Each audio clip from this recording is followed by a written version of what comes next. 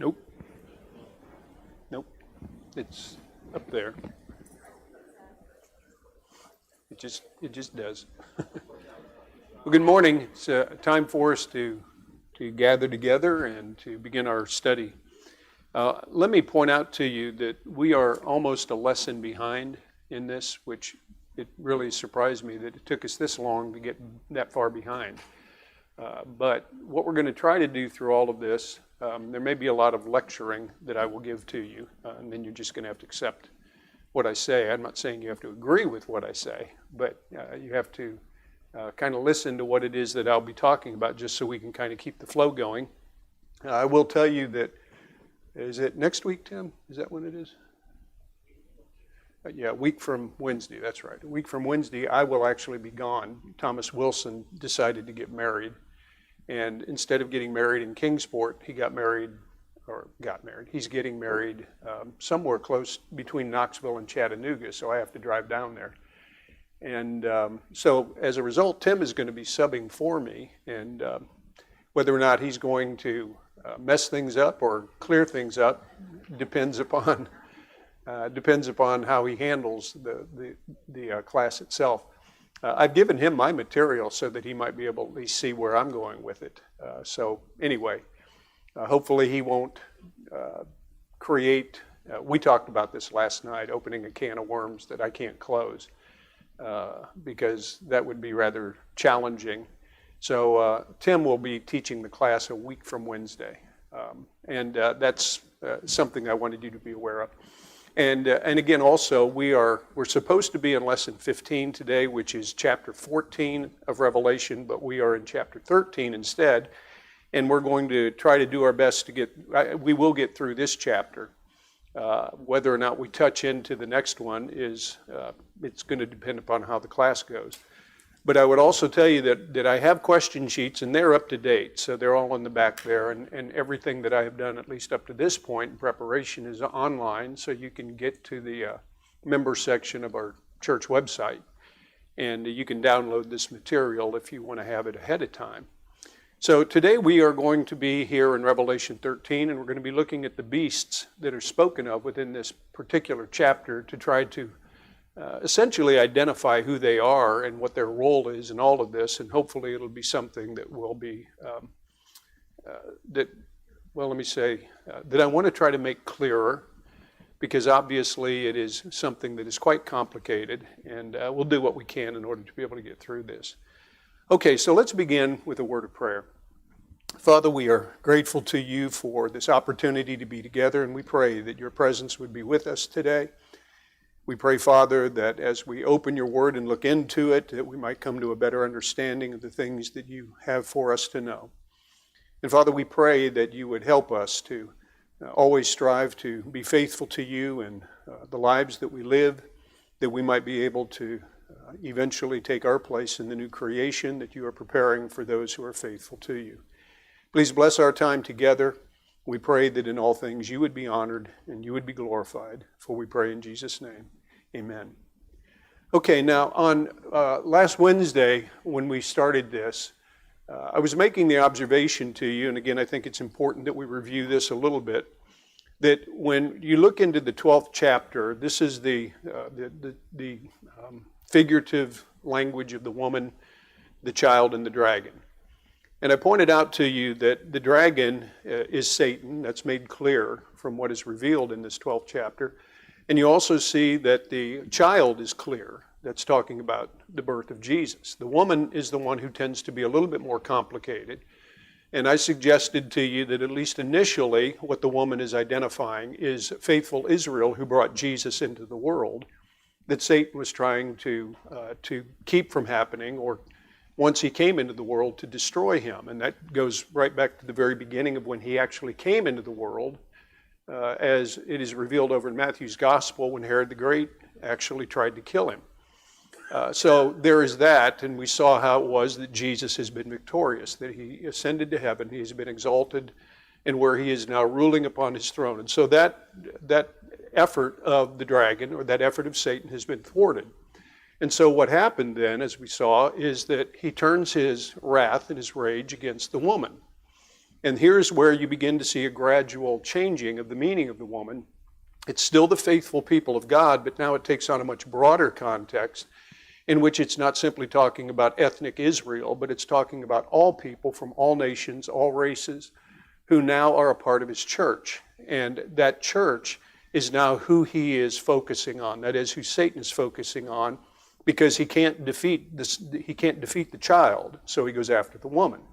Well, as we saw, the woman was taken into the desert to be protected. And I suggested to you that in the concept of wilderness is the idea of the protection of the people of God, but nonetheless, there is still going to be the suffering that they may have to endure, the difficulties that they would have to experience, which is what you see as it is picturing or using the picture that you find in the Exodus, this idea of being sent into the wilderness. Well, what winds up happening in that respect is that Satan can't touch her.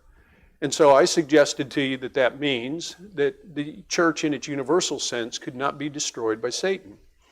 And so what we see as as this 12th chapter comes to its conclusion is the fact that now he turns his rage against the children of the woman.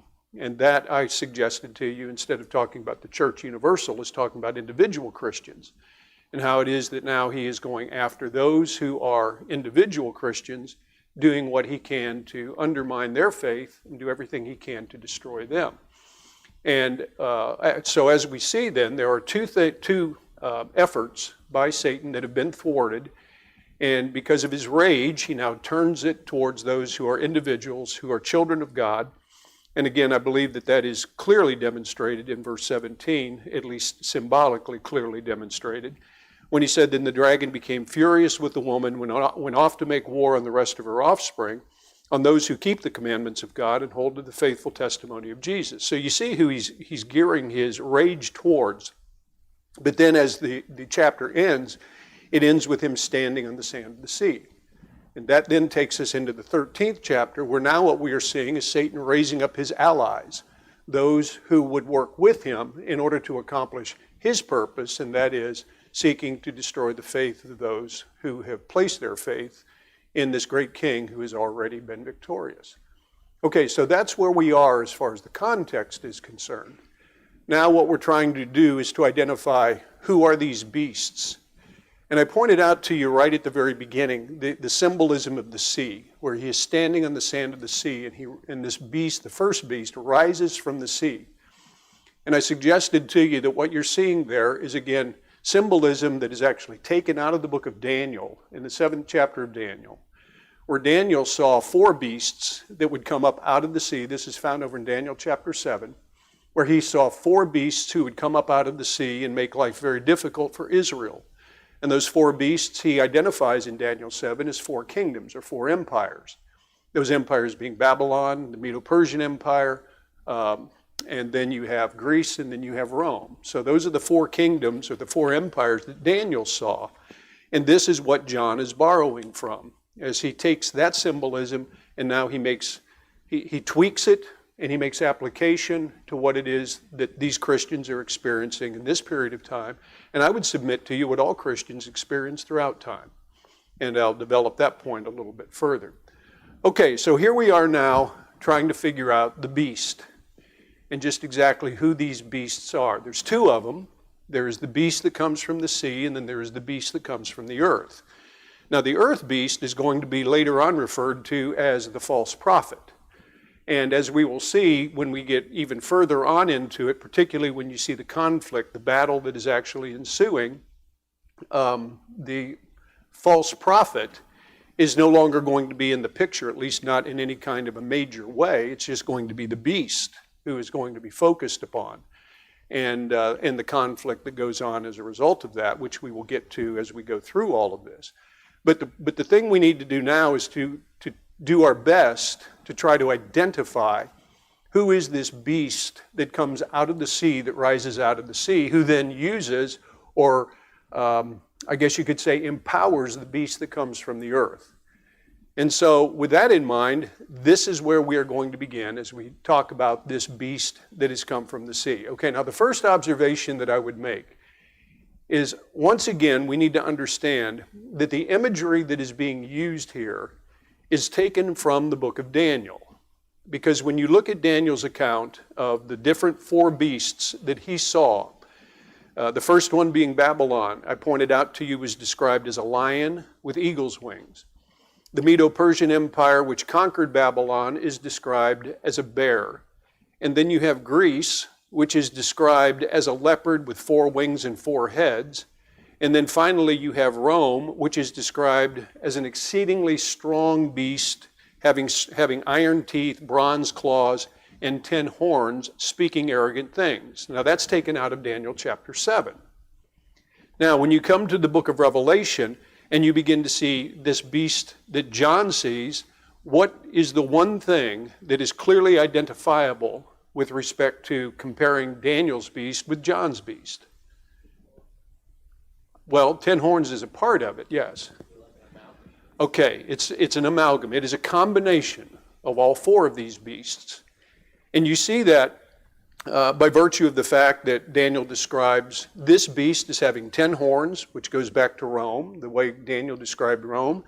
You have him looking like a leopard, which again goes back to Daniel with respect to the Empire of Greece. You have those having the feet like those of a bear, which goes back to the Medo-Persian Empire. And then he has a mouth like a lion that suggests the idea of Babylon. So what you have then is a compendium or a combination of all 4 of these beasts into one beast, which leads to the question then, who is this? And I am suggesting to you that as most students of the book of Revelation, at least that I have cited, most have come to the understanding that it is the Roman Empire, at least in one sense. It is the Roman Empire. And I think that that is clear because when you look at Daniel's 4th beast, the Roman Empire itself, it does what John's beast does. In other words, it speaks arrogant things. That's what Rome did. It blasphemes God, which is what Rome did. And it wages war against the saints, which is what Rome did.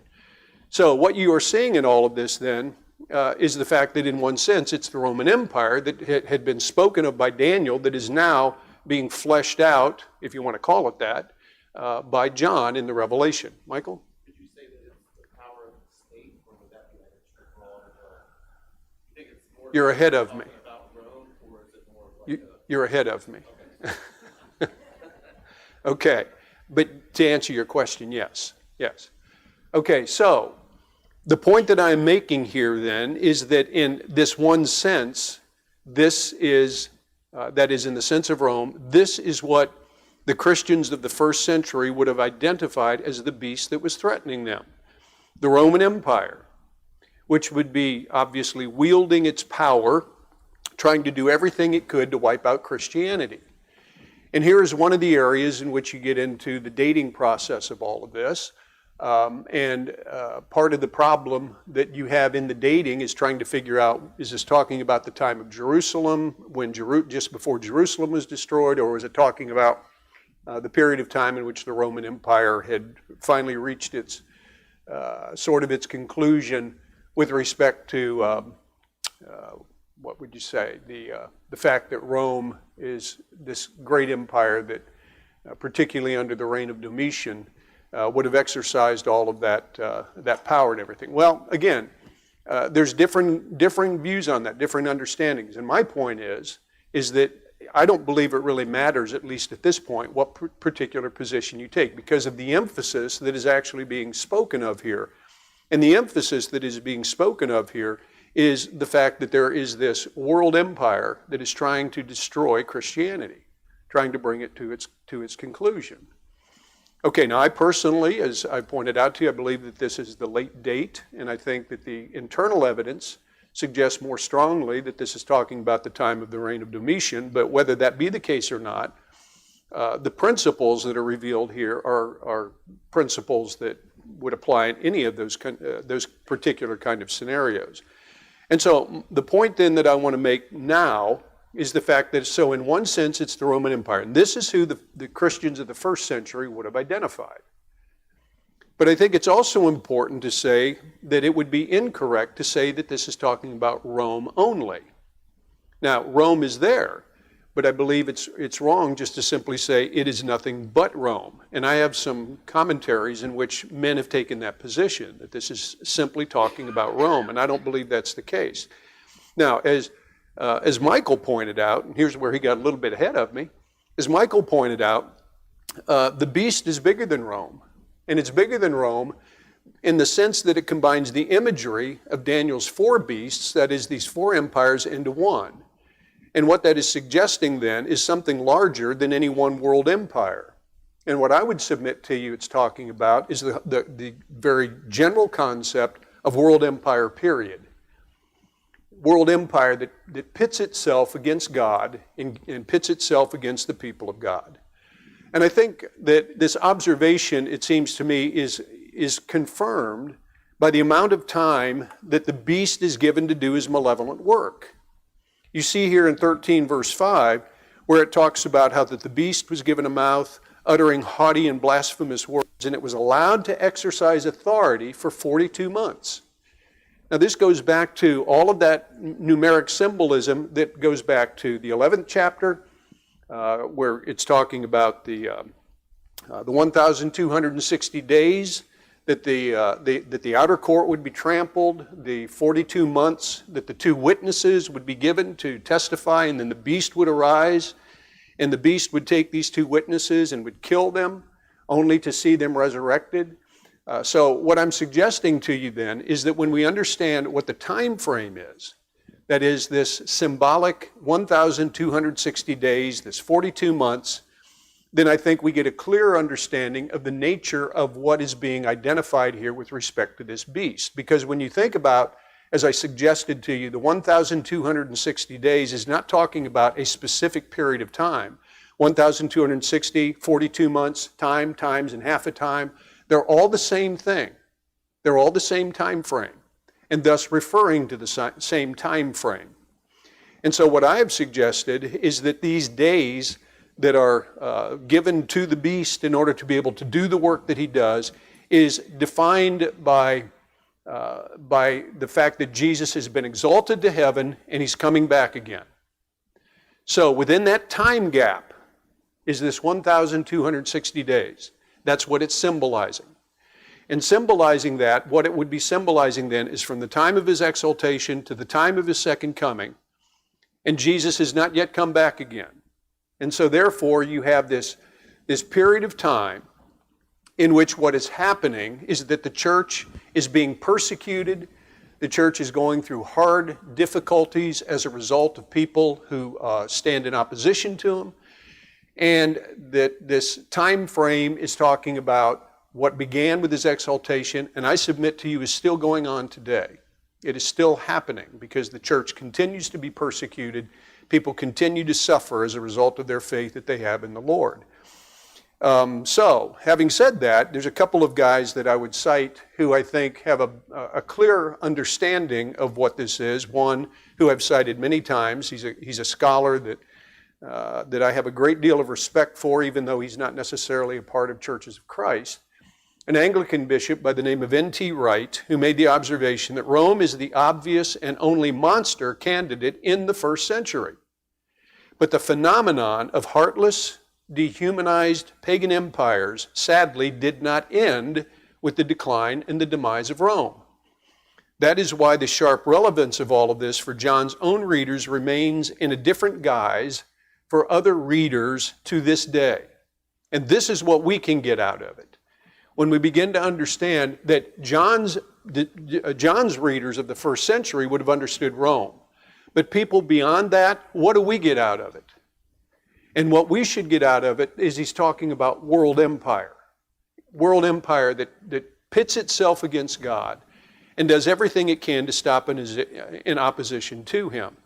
Another author pointed out, he said, therefore this beast and its persecuting power would outlast the fall of Rome. It continues to find various expressions, some more overt and potent than others, down to the present day. And I would submit to you that we see it even today, where you see it in empires that exist today, world empires like China. You see it in North Korea. You see it in India. I would even submit to you that we're beginning to see it in the United States. It's world empire. And that's what is being addressed here. Chris? Yeah, see, there was an article about in the Archbishop Catholic place that talks about abortion and stepping up against Nancy Pelosi. Yeah. Basically. Yeah. Yeah. Well, And even the Catholic faith, right. Well, how to step up with it. yeah, that's, yeah.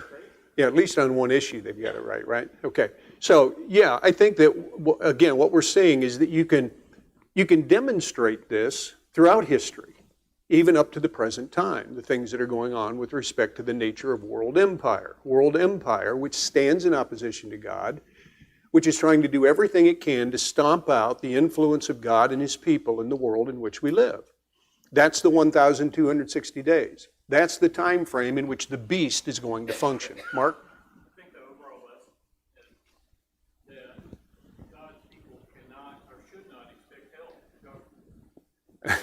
Exactly. In terms of accomplishing their mission, that the government, Satan, will enlist the powers of those governments, no matter what the time and place, to do his bidding Right. and not to do God's bidding. Exactly. Not that these guys want that God's still sovereign and can use them to accomplish his will, but it's not, they're not there to protect his church. That's right. And The that, church is basically relying upon God for right. deliverance and protection, not the government. Right, and I think that that is a great explanation of what it is that we're talking about here. As we will see a little bit later on when we get into the harlot, the prostitute Babylon, as we will point out to you, Babylon is attractive. I mean, what prostitute, at least the kind that you see that are portrayed, is not attractive? What do? They try to attract you with all kinds of things. Well, that's the nature of how the beast utilizes world empire in order to be able to get people to give into it. Materialism, amusement, entertainment, all of this kind of stuff, commerce, trade, all this kind of stuff that is utilized by world empire in order to get people to put their confidence in world empire. And that's the very point that Mark was making. And as we will see, what is being warned against, particularly to the people of God, is don't do that. Don't be attracted by what you see in world empire. Fred? I think it's important to remember when reading Revelation, this book was written for the church age. Right. Not only in the period where it was written, but for the church age. Therefore, we have to take an overall view, not concentrate on it. Exactly. Okay. So, suffice it to say, at least my understanding of this, and what I want to suggest to you, is that the beast becomes a symbol of the overall concept of world empire. In other words, as Mark pointed out, a system of human government that stands in opposition to God and oppresses his people, which serves as an ally in the war that Satan is waging against the people of God. This is what he has raised up in order to be able to combat God and his people, particularly his people.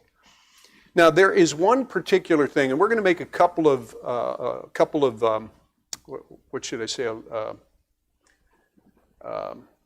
little rabbit trails that we need to follow because of the symbolism that's involved in this. And one of these in particular that we're going to be noting is found in chapter 13, verse 3. And the point that I'm going to be talking about, at least at this point, is as it relates to the Roman Empire, but empire in general. But specifically, you can see this within the Roman Empire, and I think it needs a little bit of special attention. And that's what you see in chapter 13, verse 3, where it says, one of its heads, there are 7 heads on this beast, and one of its heads, he says, seemed to have a mortal wound. But its mortal wound was healed, and the whole earth marveled as they followed the beast. Now, most commentators have suggested that this is associated with 2 factors. In other words, John is tapping into something here. And the first one is the historical factor. The historical factor is that this has to do with the turmoil that permeated the Roman Empire during the time of Nero. And what was happening at that period of time is that Nero, when you look at his history, he started out as really one of the better emperors of Rome, but he became more and more corrupt. And eventually what wound up happening is that he had the city of Rome turn against him. And then, of course, there is then this understanding that Nero killed himself in 68 AD. Okay, now, what I'm suggesting, and I think what John is pointing out, what he's tapping into here, is that the lethal wound on one of the 7 heads seemed to kill the beast. And in fact, that's what you see further on in the 13th chapter in verse 12, where towards the latter end of it, it talks about the inhabitants that worship the first beast, that is the sea beast, whose mortal wound was healed. And then again you see it in verse 14, where he says, at the latter part of that, telling them to make an image for the beast that was wounded by the sword and yet lived. Okay, so here we have a concept of resurrection that is being talked about here. And what happened in the historical framework that would have been very familiar with John and his people is that throughout the next year, that is in 69 AD, after Nero had killed himself, Rome was fraught with civil war, which brought 3 men into power, each lasting for only a few months. And those 3 were the Emperor Galba, the second one was Otho, and then the third one was a guy by the name of Vitellius. Okay, that gave the impression, that is, this idea that Rome is attacking itself, that it is becoming destroyed, that the empire is falling, that gives the impression that Roman imperial rule was dead, that it wasn't what it once was prior to the days of Nero, particularly under the period of time in which Augustus ruled, when they were a very close-knit, very powerful empire. But now, after Nero, it looks like it's falling apart. Everything is falling apart. And in 69 AD, though, what wound up happening is that Vespasian, who became the later emperor, Vespasian, who was down in the Middle East, by the way, right around the city of Jerusalem, involved in conflict with these Jews who had created the great uproar that they did, which ultimately led to the destruction of the city of Jerusalem. What happened is Vespasian saw what was happening up in Rome. He left it to his son Titus to take care of the rest of it, and he went back to Rome.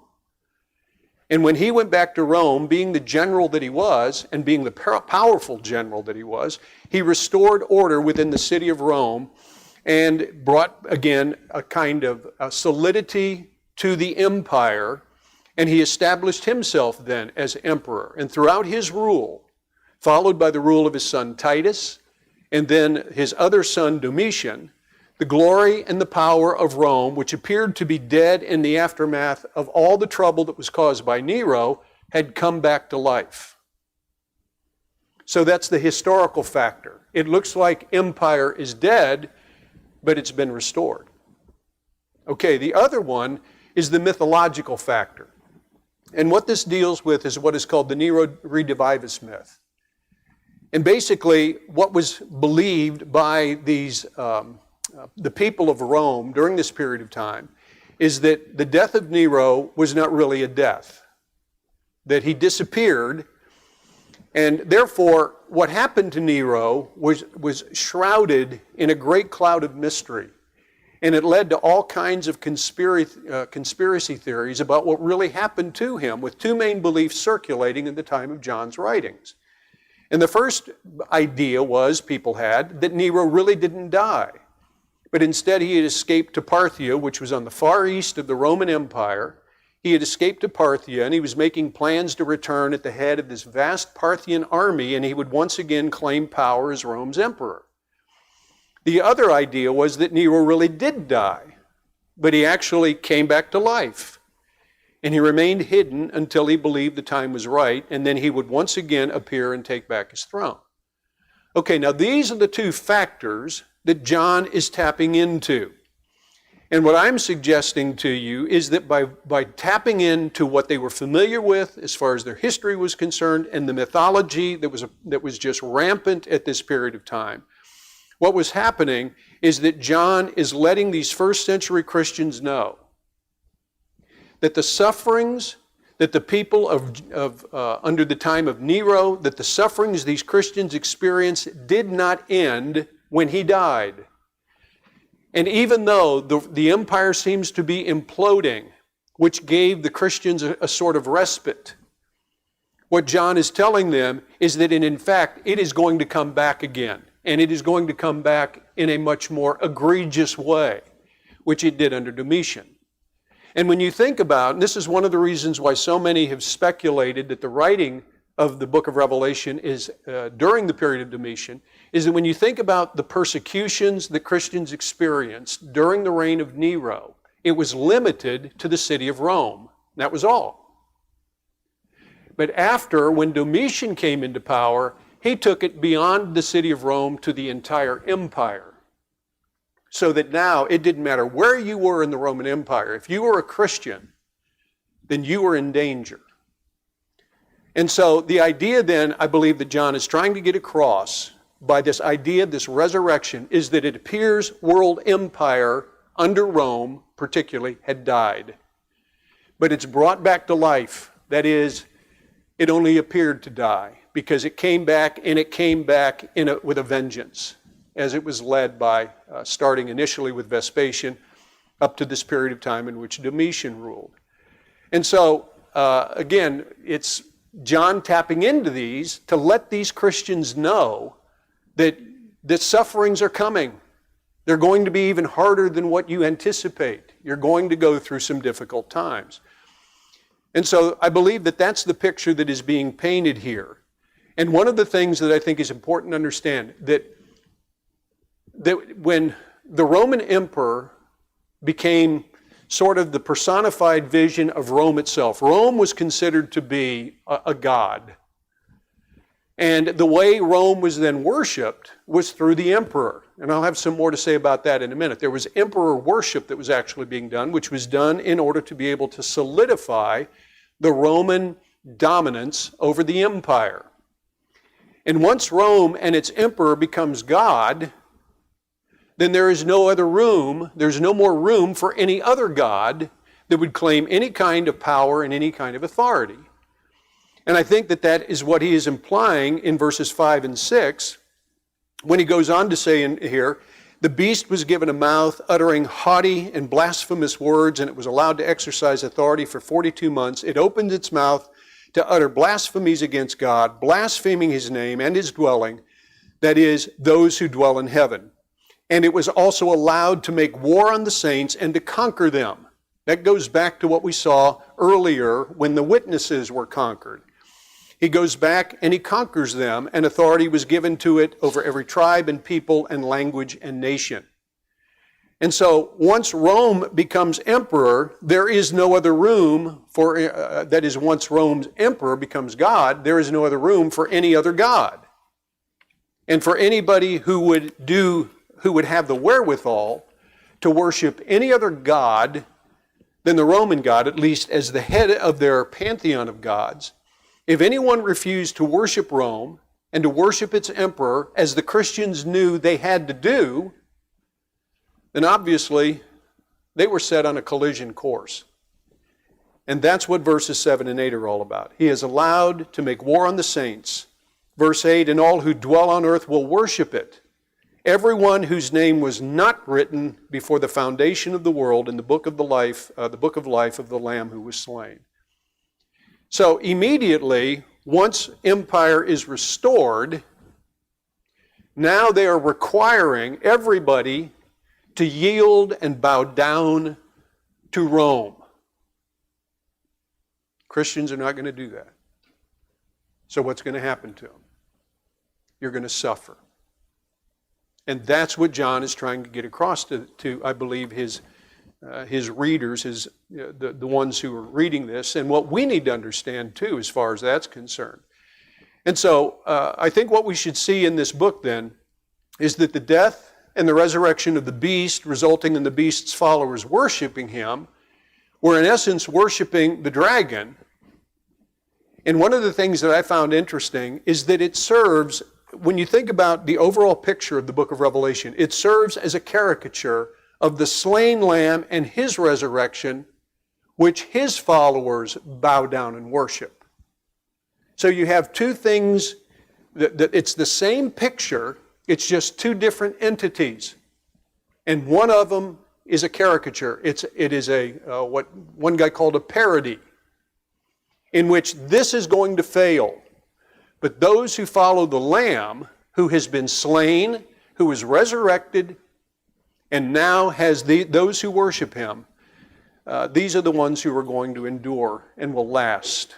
And so the fact is, what I believe John is seeking to get across through a lot of this symbolism is that he is telling them Jesus is the only true way to life. He's the only true way to any kind of joy, and he's the only true way to any kind of peace. Rome and any system of human government in which people place their confidence, it is only a caricature of this, because there is no human government that can give life, that can give joy, and can give peace. And when you look at the nations in the modern day, you see a lot of that is being played out. How people are casting their lots, as Mark said, with human government, that they're going to solve our problems, that they're going to take care of everything.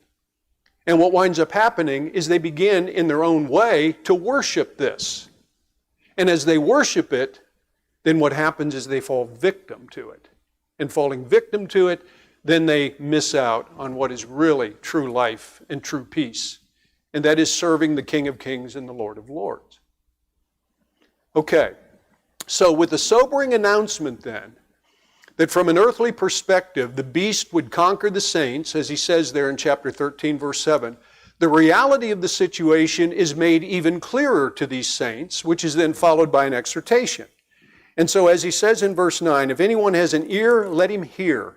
If anyone is taken captive, to captivity he goes. If anyone is to be slain with the sword, he must be slain. Here is a call for the endurance and the faith of the saints. And basically, I believe that what John is pointing out in all of this is the fact that there will be people who will be taken into captivity. There will be people who will die. There will be people who will be imprisoned. Martyrdom is just the way it is for the people of God in a world that is so strongly influenced by Satan. And so suffering is the church's inevitable path to glory.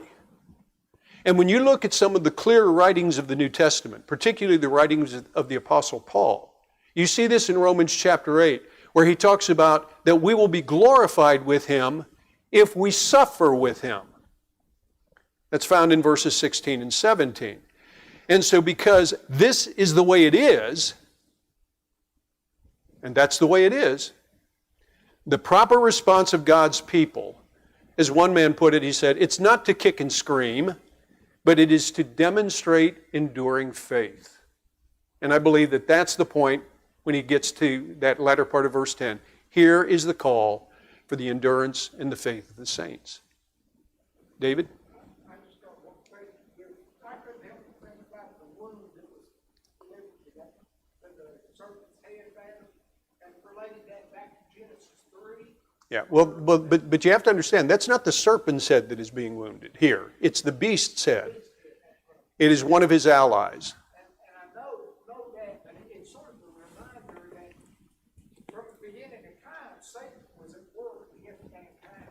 That's exactly right. And just because that blow that was described there in Genesis 3 to the head of that serpent when Christ died, and you have to change forgiveness of sins and those things, that was a deadly blow for him, but he's not dead yet. Right. Now, I think, and I agree with that, but I do believe you're mixing up some of the nature of the meaning of Genesis 3:15. Because when it talks about him dealing this death blow to Satan, that's just a generic sort of picture in which Jesus is going to be victorious.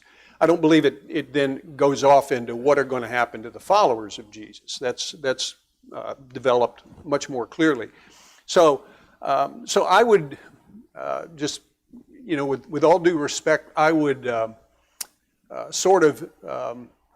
hesitate to say that this goes back to Genesis 3:15. Although, I do think what you said is critically important to understand, and that is this is the way the world has always been. World empire dominates. It always has, and it always will. Leslie? John said it's important that perhaps some point that we're not expected to fight against the power of the kingdom of this world. Right.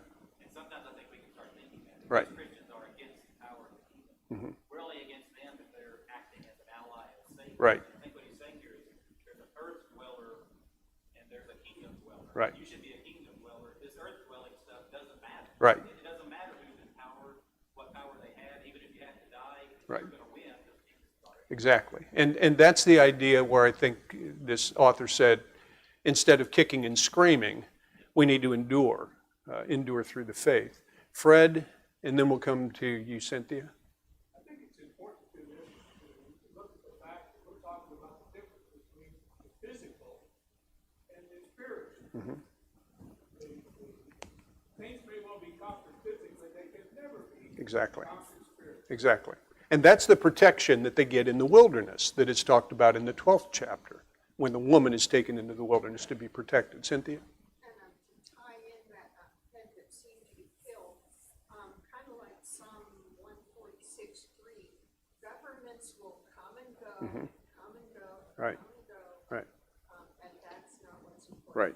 And as we will see when we get into the picture of the great harlot, particularly towards the latter part of that 18th chapter, one of the things that is so profoundly significant is that the beast begins to attack the harlot, so that you have governments attacking each other.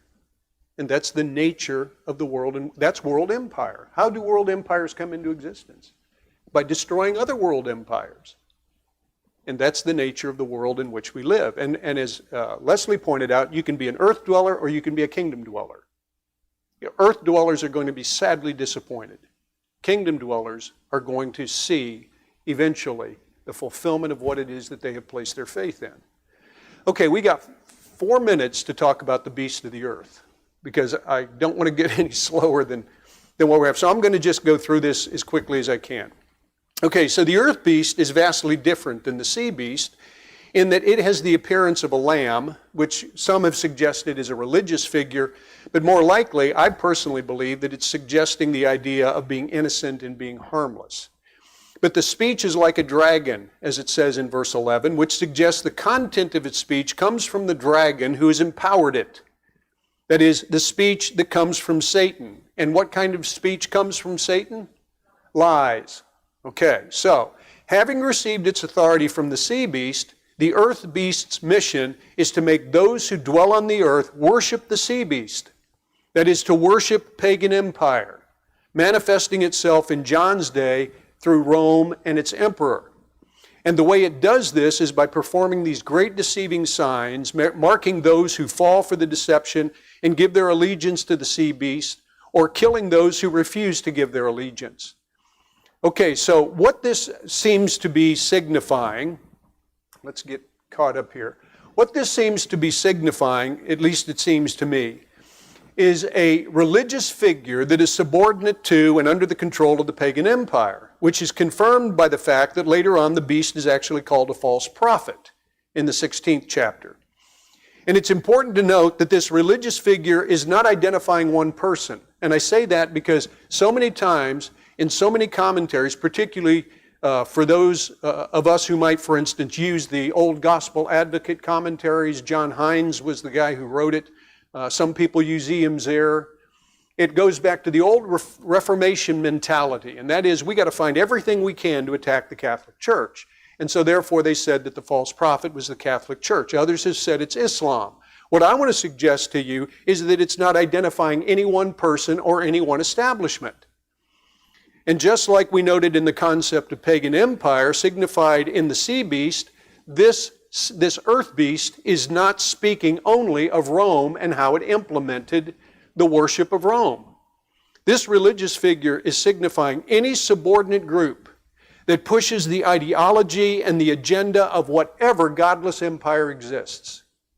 And I believe that that is what is being talked about. Now, for John's audience, that would have been the imperial cult under the control of the pagan priests who were scattered throughout the Roman Empire, especially in the area of Asia Minor. But when you think about it, if you take that and you apply it in any kind of context, what are the subordinate measures, for instance, within our country today, what is happening? What are the subordinate measures that are pushing the agenda of a godless world empire? The media, that's one. Well, that's a philosophy, but where is that being taught? Schools, education. You have it in commerce. You have it in everything. So that now what is happening is that the world empire is incorporating all of these other subordinate powers to push its agenda.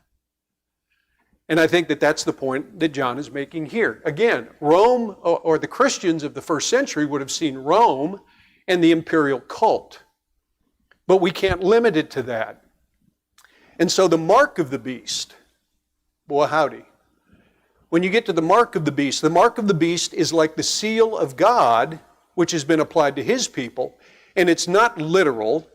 It's not the marking of the body, but it is the idea of the sea beast's ownership and control of his followers. Controlling their thoughts, which is the mark on the forehead. Controlling their deeds, which is the mark on the right hands. So it's important to note then that in John's day and just after it, worship and devotion that was required was that was in which they had to burn incense to the emperor, which was in fact a test of political loyalty to Rome and to its emperor. And for those who refused, which obviously would have been Christians, efforts would be made to force them to submit by either excluding them from normal community life, socially ostracizing them, and that would affect their livelihoods, and it would affect their normal routines of buying and selling. And that's what I believe he's pointing out in verses 16 and 17. But the final result is that if people refuse to submit, then they are going to be killed, which is what you see in verse 15. Okay, so I know the bell rang. Just give me one more minute. I want to read to you this thing that Wright said. He said, from quite early on, the Christians were faced with the stark alternative. Stay true to the Lamb and risk losing your livelihood, the ability to sell or buy, risk losing your life, or you can capitulate to the monster. You can sacrifice to Caesar at the behest of the local officials, and then everything will be all right, except your integrity as one of the Lamb's followers. Okay. So that, in essence, I believe explains, at least it helps to explain chapter 13. Now, we'll talk about this number 666 because I know that everybody's wanting to know, what in the world does that mean? So we'll talk about that. That's how we'll start our class on Wednesday. And then we will get into the next lesson that deals with the harvest and the victory, which is a beautiful picture of the victory of the people of God. Okay, thank you all for your participation this morning.